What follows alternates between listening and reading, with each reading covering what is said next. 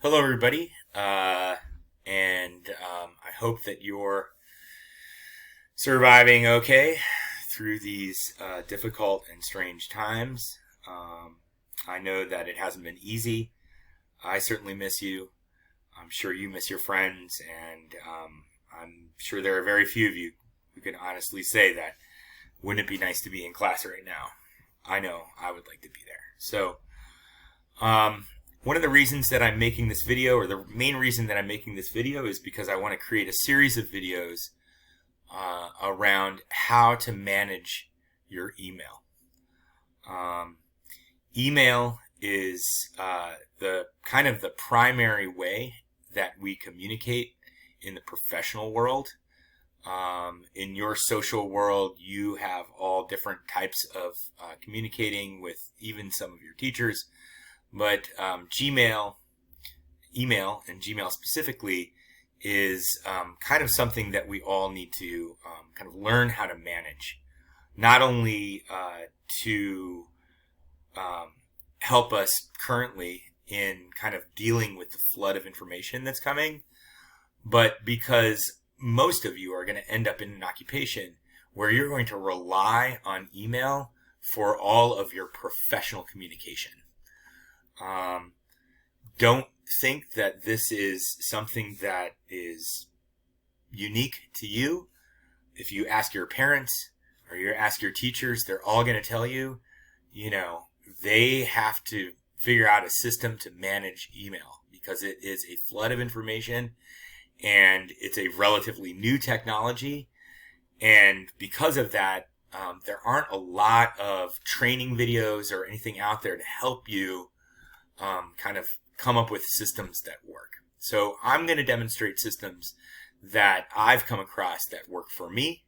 I'm going to walk you through these systems, and hopefully our goal is to kind of reduce the anxiety that we get from looking at our email and being flooded with like 15 to 30 emails a day. So our goal first is to manage the information, sort the information, store it in a place where it's useful for us. And the second goal is to understand what the purpose of the inbox is and attempt to do something called inbox zero, which is a technique by which you get your inbox completely down to zero Gmails, zero emails, and you only use it for incoming new information. And I know that sounds daunting, but there are systems for doing that, and hopefully I can walk you through that. So the first thing that we're going to do is I'm going to show you how to set up Gmail to use what's called labels. And essentially those are ways of sorting your information into discrete themes of content. In other words, you may have a label for every class that you're currently attending. You may then have a label for your friends' communications. You may have a label for college work that you're doing. You may have a label for just like stuff that you want to read, but you want to hold on to and get back to later.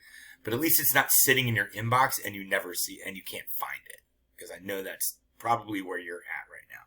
So labels is the first video.